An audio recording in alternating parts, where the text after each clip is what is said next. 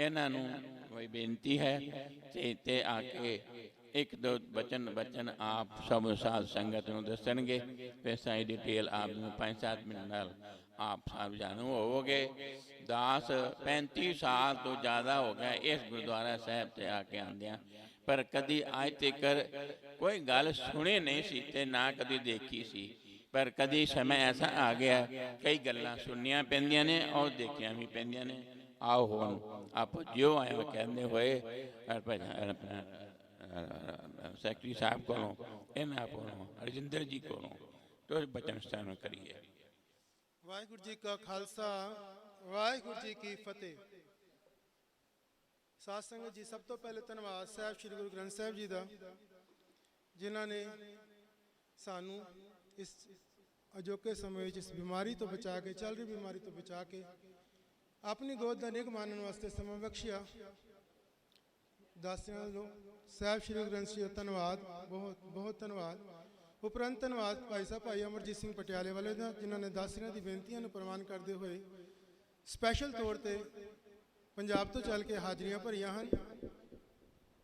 उन्होंने बहुत बहुत धन्यवाद। हुण आप जी सामने कुछ एक दो बेनतियां करनियां हैं, आप जी सरवण करो।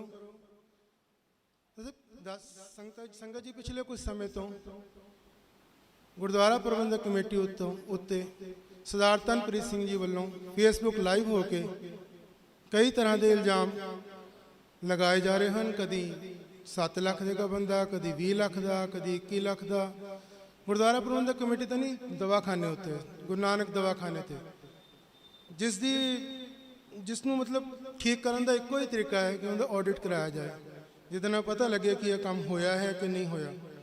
हुण ऑडिट कराया गया तो इल्जाम लगा जी ये पैसे का बर्बाद की जा रहे हैं, ऑडिट क्यों कराया जा रहा है। हम जब तक ऑडिट नहीं होएगा तब तक पता तो नहीं लगेगा ना कि गलती है या कि गबन होया है या की होया।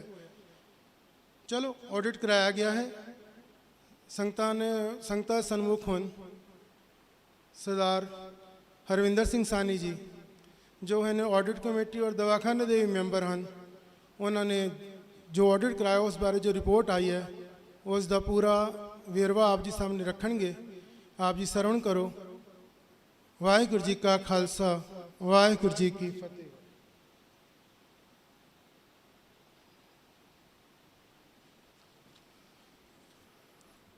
साध संगत जी, वाहिगुरू जी का खालसा वाहिगुरू जी की फतेह। मैं जिंदगी पहली बारी स्टेज ते गुरु साहब की हजूरी खड़ा। मैं अज तक कभी गुरु घर का स्टेज ते कभी नहीं बोलिया तो ना कभी स्पीच दी है। अज पहली बारी एक सच्चाई वास्ते, सच्चाई नूं पेश करने वास्ते मैनू प्रधान साहब ने ऑर्डर किया है कि तुसी जिहड़ी रिपोर्ट है ऑडिट की जो कि अजकल बहुत चर्चा चल रही है, उहदे बारे कुछ संगत नूं अवगत कराओ। आप सब नूं पता है पिछले 2 महीने तो गुरुद्वारा श्री गुरु सिंह सभा लाजपत नगर कृष्णा मार्केट की जिहड़ी मैनेजमेंट कमेटी है उन्होंने हर तरीके नाल बदनाम किया जा रहा है। उन्होंने पर उल्टे सीधे इल्ज़ाम लगा के तो कमेटी बारे, कमेटी के सेवकों बारे उन्होंने सब नूं रोज़ फेसबुक ते आके उन्होंने मतलब उन्होंने जिहड़ी है प्रेस्टीज गुरुद्वारे की भी खराब हो रही है और मैनेजमेंट की भी। साड़ी सिख मर्यादा है नहीं कहती कि असी एक दूसरे की पगड़ी उछालीए और एवं गलतियां कढ़ीए जिन्हों का कोई बेस नहीं है। ये बहुत तकलीफ नाल सानू देखना पैंदा है। 2 महीने तो असी चुप बैठे सी, असी कुछ नहीं सी कह रहे। जो कोई बोल रहे सी साड़ी मैनेजमेंट के खिलाफ, असी क्या अपने आप इनू समझ आ जाएगी, इनू सोच आ जाएगी तो अच्छा होके अपने आप पेश होएगा। मगर वो चीज़ सानू मिली नहीं। अल्टीमेटली सानू जड़ा है स्टॉक ऑडिट और परचेज ऑडिट जड़ा है वो कराया गया कैमिस्ट शॉप। कैमिस्ट शॉप बहुत चर्चा आई है जब दी है खुली है। 16 जुलाई 2020 नूं असी एक कैमिस्ट शॉप का उद्घाटन उन्होंने किया जो रोज़ फेसबुक ते आते हैं। थोड़े दिन उन्होंने कैमिस्ट शॉप चलाई जिहदे सानू काफ़ी मिसटेक्स मिलियां, बड़ियां गलतियां मिलियां। उहदे बाद उस तो बाद असी लोगों ने एक कमेटी बनाई डिस्पेंसरी कमेटी जिहदे मैं भी शामिल सा ਤੇ ਸਾਨੂੰ ਇਹ ਕਿਹਾ ਗਿਆ ਕਿ ਤੁਸੀਂ ਕਮੇਟੀ ਨੂੰ ਇਹ ਜਿਹੜੀ ਕੈਮਿਸਟ ਸ਼ਾਪ ਹੈ ਜਿਹਦੇ ਬਾਰੇ ਬਹੁਤ ਜ਼ਿਆਦਾ ਹੀ ਮਿਸਯੂਜ਼ ਹੋ ਰਿਹਾ ਹੈ, ਇਹਨੂੰ ਤੁਸੀਂ ਸੰਭਾਲੋ ਤੇ ਇਹਨੂੰ ਅੱਗੇ ਕਰੈਕਟ ਕਰੋ। ਕੋਈ ਗੁਰੂ ਘਰ ਦਾ ਕੰਮ ਹੈ ਤੇ ਗੁਰੂ ਘਰ ਦੀ ਸੇਵਾ ਕਰਨੀ ਹੈ, ਤੇ ਅਸੀਂ ਕੋਈ ਇੱਥੇ ਗਲਤ ਕੰਮ ਨਹੀਂ ਹੋਣ ਦੇਵਾਂਗੇ। ਔਰ ਇਹ ਵੀ ਡਿਸਾਈਡ ਹੋਇਆ ਸੀ ਕਿ ਨੋ ਪ੍ਰੋਫਿਟ ਨੋ ਲਾਸ ਤੇ ਅਸੀਂ ਕੰਮ ਕਰਾਂਗੇ। ਸਾਧ ਸੰਗਤ ਜੀ, ਅਸੀਂ 24% ਤੋਂ ਕੰਪਨੀਆਂ ਤੋਂ ਮਾਲ ਲੈਂਦੇ ਹਾਂ ਔਰ 20% ਤੇ ਅਸੀਂ ਤੁਹਾਨੂੰ ਡਿਸਕਾਊਂਟ ਦਿੰਦੇ ਹਾਂ।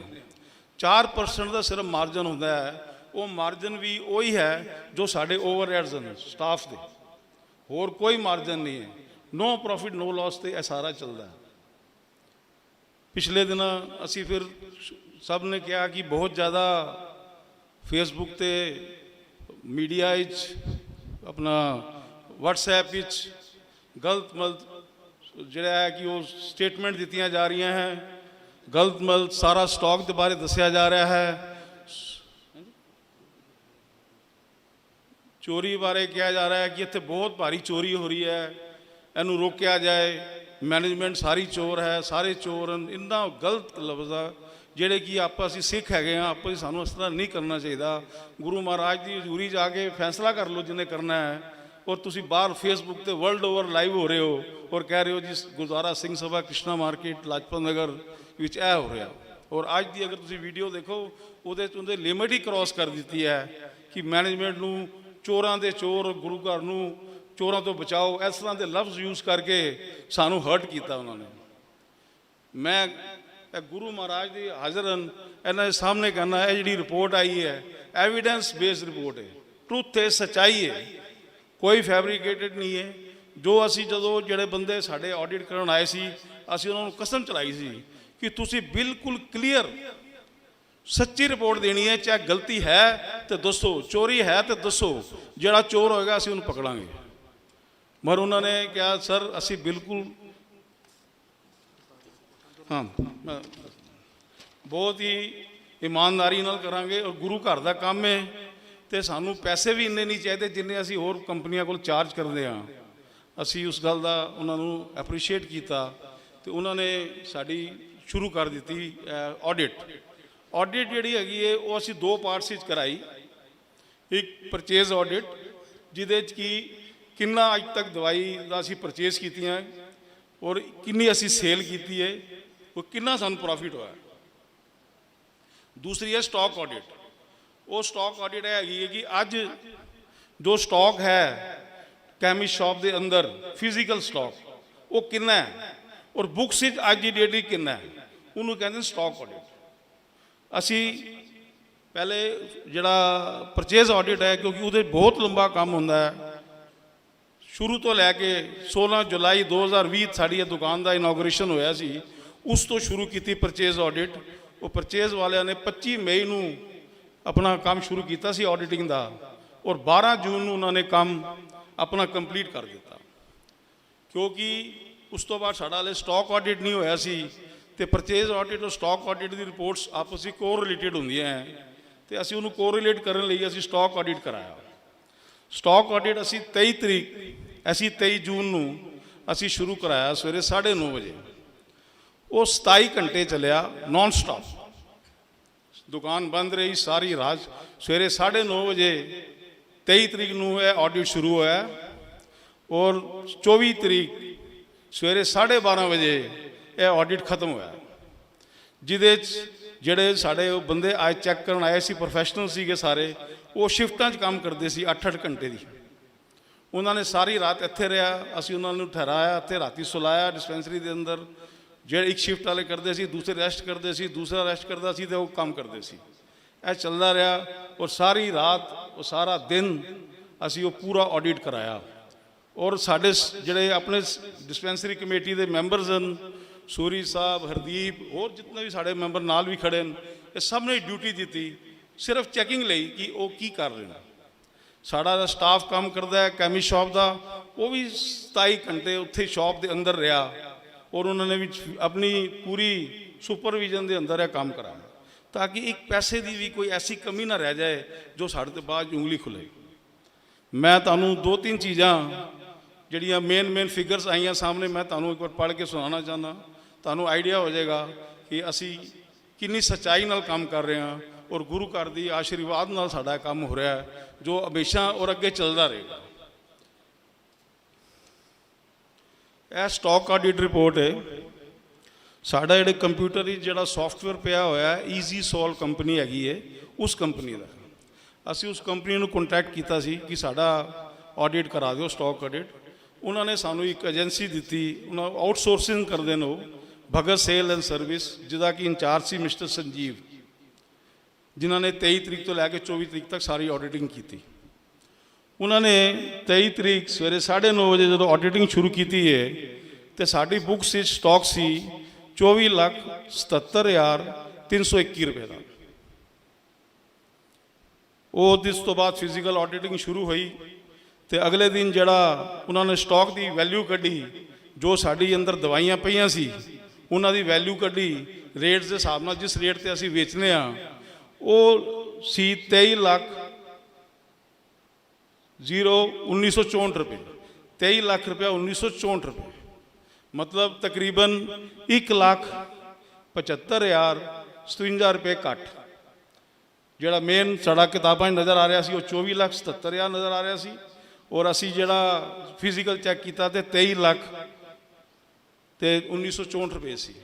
ਉਹ ਤਕਰੀਬਨ 1,75,000, ਜਿਹੜਾ ਕਿ ਸਾਡਾ ਉਹ ਸਾਡੇ ਕੋਲ ਹਿਸਾਬ ਸੀ, ਕਿਉਂਕਿ ਜਿਹੜੀ ਮੈਡੀਸਨਸ ਐਕਸਪਾਇਰ ਹੋ ਜਾਂਦੀਆਂ, ਉਹ ਅਸੀਂ 1 ਲੱਖ ਰੁਪਏ ਦੀ ਮੈਡੀਸਨ ਲੱਕੀ ਫਾਰਮਾਸਿਊਟੀਕਲ, ਜਿਹੜਾ ਸਾਡਾ ਮੇਨ ਕਲਾਇੰਟ ਹੈ, ਜਿਹਦੇ ਕੋਲ ਅਸੀਂ ਸਾਰੀ ਮੈਡੀਸਨ ਲੈਂਦੇ ਹਾਂ, ਉਹਨਾਂ ਨੂੰ ਜਿਹੜੀ ਐਕਸਪਾਇਰ ਹੋ ਜਾਂਦੀਆਂ ਉਹ ਅਸੀਂ ਮੈਡੀਸਨ ਭੇਜ ਦਿੰਦੇ ਹਾਂ, ਉਹ ਸਾਨੂੰ ਕ੍ਰੈਡਿਟ ਦਿੰਦੇ ਨੇ। ਤੇ ਉਹ 1 ਲੱਖ ਰੁਪਏ ਦਾ ਕ੍ਰੈਡਿਟ ਸਾਡੇ ਕੋਲ ਐਕਸਪਾਇਰੀ ਮੈਡੀਸਨ ਦਾ ਹੈ। ਦੂਸਰਾ 70,000 ਰੁਪਇਆ ਜਿਹੜੀ ਸਾਡੀ ਡੈਮੇਜਿਸ ਹੁੰਦੀਆਂ ਸ਼ਾਪਸ ਵਿੱਚ, ਜਿਵੇਂ ਸਿਰਪਸ ਹੈਗੇ, ਕੋਈ ਐਸੀਆਂ ਮੈਡੀਸਨ ਪੱਤੇ ਪੁੱਤੇ ਟੁੱਟ ਜਾਂਦੇ ਨੇ, ਸ਼ੀਸ਼ੀਆਂ ਟੁੱਟ ਜਾਂਦੀਆਂ, ਪਲੱਸ ਜਿਹੜੀ ਜੈਨਰਿਕ ਮੈਡੀਸਨ ਹੁੰਦੀ ਹੈ ਜਿਹਦੇ ਉੱਪਰ ਅਸੀਂ ਡਿਸਕਾਊਂਟ ਵੀ 60-70% ਦਿੰਦੇ ਹਾਂ, ਉਹਦੀ ਜਿਹੜੀ ਐਕਸਪਾਇਰੀ ਹੋ ਜਾਂਦੀ ਹੈ ਉਹਦੀ ਸਾਨੂੰ ਕੋਈ ਵੈਲਿਊ ਕ੍ਰੈਡਿਟ ਨਹੀਂ ਮਿਲਦਾ। ਉਹ ਤਕਰੀਬਨ ਇਹ ਮਿਲਾ ਕੇ ਟੋਟਲ ਅਸੀਂ ਲਗਾਇਆ ਕਿ 70,000 ਦੀ ਉਹ ਵੀ ਹੈ, ਤੇ 1,70,000 ਇਹ ਜੁੜ ਗਿਆ। ਬਾਕੀ ਜੋ ਸ਼ਾਰਟ ਮਿਲਿਆ ਉਹ ਸਿਰਫ 5300 ਰੁਪਇਆ ਮਿਲਿਆ। ਮਤਲਬ ਅਸੀਂ 1 ਸਾਲ ਕੰਮ ਕੀਤਾ ਤੇ 5300 ਰੁਪਇਆ ਸਿਰਫ ਸ਼ਾਰਟ ਨਿਕਲਦਾ ਹੈ ਪੂਰੇ ਸਟਾਕ ਵਿੱਚ। 5300 ਇੱਕ ਬਹੁਤ ਮਾਈਨਰ ਅਮਾਊਂਟ ਹੈ। ਹੋ ਸਕਦਾ ਕਿ ਪਿਲਫਰੇਜ ਹੋ ਗਈ ਹੋਏ, ਕੋਈ ਕਾਊਂਟਿੰਗ ਵਿੱਚ ਫਰਕ ਆ ਗਿਆ ਹੋਏ, ਕੋਈ ਮੈਡੀਸਨ ਵਿੱਚ ਫਰਕ ਆ ਗਿਆ ਹੋਏ, ਕਿਤੇ ਰੇਟ ਗਲਤ ਲੱਗ ਗਿਆ ਹੋਏ, ਇਹ ਚੀਜ਼ ਹੋ ਸਕਦੀ ਹੈ। ਸਿਰਫ 5300 ਰੁਪਏ ਦਾ ਸਟਾਕ ਵਿੱਚ ਫਰਕ ਆਇਆ ਹੈ, ਜਿੱਥੇ ਕਿ ਅਸੀਂ ਕੰਮ 2 ਕਰੋੜ ਤੋਂ ਉੱਪਰ ਦਾ ਕੀਤਾ। ਦੂਸਰੀ ਜਿਹੜੀ ਪਰਚੇਜ਼ ਰਿਪੋਰਟ ਹੈ, ਉਹ ਅਸੀਂ ਜਿਹੜੇ ਸਪੈਸ਼ਲਾਈਜ਼ਡ ਚਾਰਟਰਡ ਅਕਾਊਂਟੈਂਟਸ ਹੈਗੇ, JK ਗੁਲਾਟੀ ਐਂਡ ਕੰਪਨੀ, ਉਹ ਚਾਰਟਰਡ ਅਕਾਊਂਟੈਂਟਸ ਹੈਗੇ, ਉਹ ਤਕਰੀਬਨ 12 ਤੇ 8 ਮਤਲਬ 20 ਦਿਨ ਇੱਥੇ ਸਾਡੀ ਸ਼ਾਪ ਵਿੱਚ ਉਹ CA ਲੋਕ ਆਉਂਦੇ ਰਹੇ, ਔਰ ਉਹਨਾਂ ਨੇ ਪੂਰੀ ਪਰਚੇਜ਼ ਆਡਿਟ ਕੀਤੀ। ਉਹਦੇ ਰਿਜ਼ਲਟਸ ਇਹ ਹੈਗੇ ਕਿ ਟੋਟਲ ਪਰਚੇਜ਼ 16 ਜੁਲਾਈ ਤੋਂ ਲੈ ਕੇ ਤੇ ਜੂਨ ਤੱਕ, 12 ਜੂਨ ਤੱਕ 2,03,57,341 ਰੁਪਏ ਦੀ ਹੋਈ ਹੈ। ਮਤਲਬ ਅਸੀਂ ਸ਼ਾਪ ਵਿੱਚ ਜਿਹੜਾ ਮਾਲ ਖਰੀਦਿਆ 16 ਜੁਲਾਈ ਤੋਂ ਲੈ ਕੇ 12 ਜੂਨ ਤੱਕ, ਉਹ ਸੀ 2,03,57,341 ਰੁਪਏ। ਇੰਨੇ ਦੀ ਅਸੀਂ ਪਰਚੇਜ਼ ਕੀਤੀ ਹੈ ਪੂਰੇ 16 ਜੁਲਾਈ ਤੋਂ ਲੈ ਕੇ ਤੇ 12 ਜੂਨ 2021 ਤੱਕ। ਉਹਨਾਂ ਸਾਡੀ ਜਿਹੜੀ ਸੇਲ ਹੋਈ ਹੈ 16 ਜੁਲਾਈ ਤੋਂ ਲੈ ਕੇ ਤੇ 12 ਜੂਨ ਤੱਕ, ਉਹ ਸੇਲ ਹੈਗੀ ਹੈ 1,91,34,231 ਰੁਪਏ ਦੀ। ਮਤਲਬ ਜਿਹੜੀ ਪਰਚੇਜ਼ ਹੈ ਉਹ 2,03,57,341 ਦੀ, ਸੇਲ ਹੈ 1,91,34,231 ਰੁਪਏ ਦੀ। ਉਹ ਸਾਡੇ ਕੋਲ ਸਟਾਕ ਪਿਆ ਹੈ 23 ਲੱਖ, ਜਿਹੜਾ ਤੁਹਾਨੂੰ ਮੈਂ ਫਿਗਰ ਹੁਣੇ ਦਿੱਤੀ ਸੀ 23,09,64 ਦਾ। ਅਗਰ ਸਟਾਕ ਪਲੱਸ ਜੋ ਸੇਲ ਹੈ ਇਹਨੂੰ ਜੋੜਦਾ ਜਾਏ, ਉਹ 2,15 ਲੱਖ ਦੇ ਕਰੀਬ ਬਣਦਾ ਹੈ। ਉਹਦਾ ਮਤਲਬ ਇਹ ਹੈਗਾ ਕਿ ਅਸੀਂ ਪੂਰੇ ਸਾਲ ਵਿੱਚ 10,78,854 10,78,854 ਰੁਪਏ ਹੋਇਆ।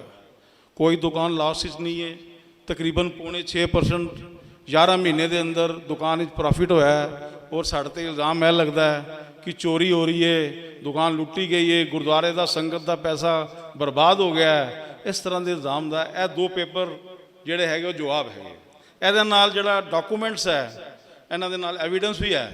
ਇਹ ਸਿਰਫ ਪੇਪਰ ਇਹ ਤੇ ਸਰਟੀਫਾਈ ਕਰਕੇ ਸੀਏ ਨੇ ਸਟੈਂਪ ਲੱਗੀ ਹੈ, ਦੋਨਾਂ ਤੇ ਕੰਪਨੀਆਂ ਦੀ ਸਟੈਂਪ ਲੱਗੀ ਹੈ, ਕੰਪਨੀਆਂ ਦੇ ਸਿਗਨੇਚਰਸ ਹੈਗੇ, ਉਹਨਾਂ ਦੇ ਰਿਸਪੌਂਸਿਬਲ ਡਾਇਰੈਕਟਰਸ ਦੇ ਸਿਗਨੇਚਰਸ ਹੈਗੇ। ਉਹਨਾਂ ਨੇ ਪੂਰੀ ਜ਼ਿੰਮੇਵਾਰੀ ਨਾਲ ਇਹ ਰਿਪੋਰਟਸ ਰਿਲੀਜ਼ ਕੀਤੀਆਂ।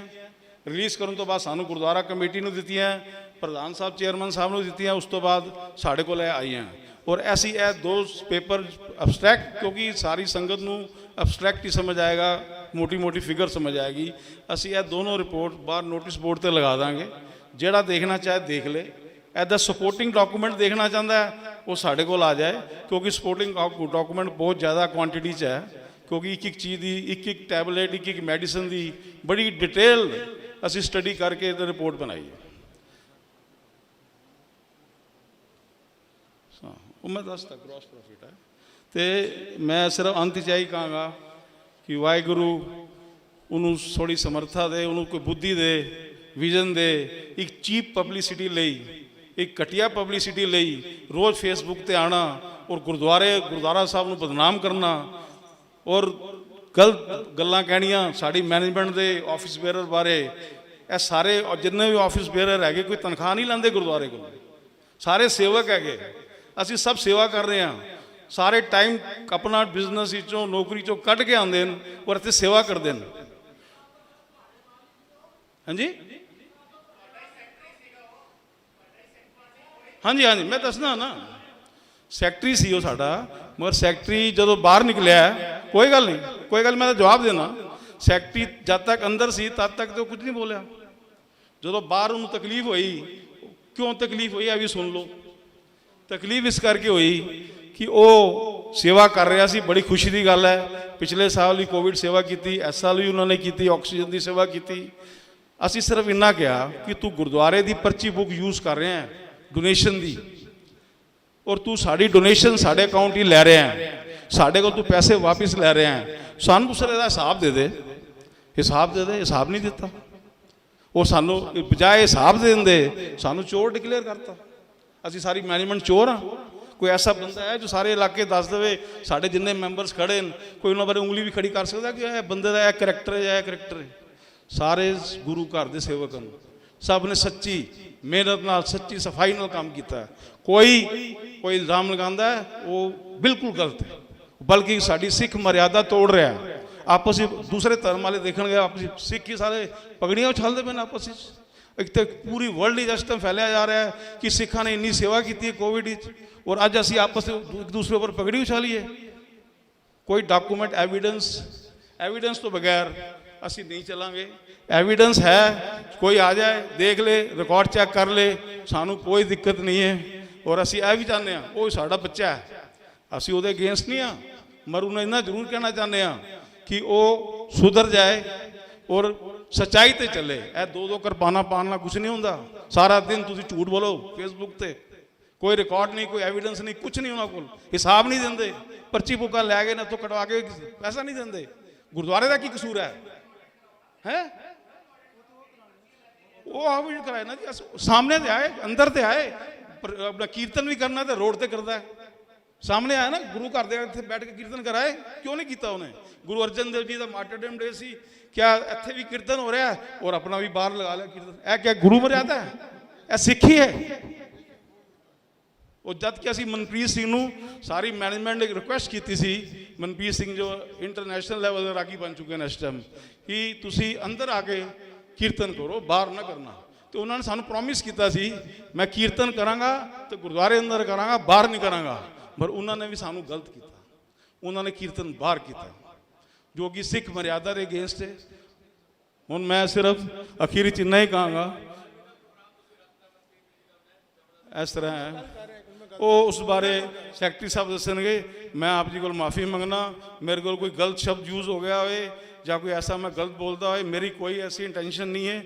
ਉਹ ਵੀ ਮੇਰਾ ਬੱਚਾ ਹੈ, ਮੈਂ ਉਹਨੂੰ ਹਲੇ ਵੀ ਕਹਿੰਦਾ ਉਹਨੂੰ, ਬਾਈ ਤੂੰ ਸਿੱਧਾ ਹੋ ਕੇ ਚੱਲ, ਸਾਡੇ ਨਾਲ ਚੱਲ, ਅਸੀਂ ਇੱਕੋ ਟੀਮ ਆ, ਅਸੀਂ ਇੱਕੋ ਸਿੱਖ ਹਾਂ, ਅਸੀਂ ਇੱਕੋ ਕੌਮ ਆ। ਵਾਹਿਗੁਰੂ ਜੀ ਕਾ ਖਾਲਸਾ ਵਾਹਿਗੁਰੂ ਜੀ ਕੀ ਫਤਿਹ। ਵੀਰ ਜੀ ਸੰਗਤ ਜੀ, ਪਿਛਲੀ ਵਾਰ ਵੀ ਜਦੋਂ ਮਨਪ੍ਰੀਤ ਸਿੰਘ ਜੀ ਦਾ ਕੀਰਤਨ ਹੋਇਆ ਸੀ, ਮਨਪ੍ਰੀਤ ਸਿੰਘ ਜੀ ਨੂੰ ਫੋਨ ਕਰਕੇ ਰਿਕੁਐਸਟ ਕੀਤੀ ਗਈ ਕਿ ਕੀਰਤਨ ਕੇਵਲ ਗੁਰੂ ਘਰ ਦੇ ਵਿੱਚ ਹੀ ਚੰਗਾ ਲੱਗਦਾ, ਬਾਹਰ ਨਹੀਂ ਚੰਗਾ ਲੱਗਦਾ। ਉਹਨਾਂ ਨੇ ਹਾਮੀ ਵੀ ਭਰੀ ਕਿ ਮੈਂ ਅੰਦਰ ਹੀ ਕਰਾਂਗਾ। ਲੇਕਿਨ ਫਿਰ ਪਤਾ ਨਹੀਂ ਕਿਉਂ ਲਾਈਵ ਹੋ ਗਏ। ਉਸ ਤੋਂ ਬਾਅਦ ਕੀਰਤਨ ਤਨਪ੍ਰੀਤ ਸਿੰਘ ਜੀ ਨੇ ਕਿਹਾ ਜੀ ਬਾਹਰ ਹੋਏਗਾ ਜੀ ਕੀਰਤਨ, ਅੰਦਰ ਨਹੀਂ ਹੋਏਗਾ।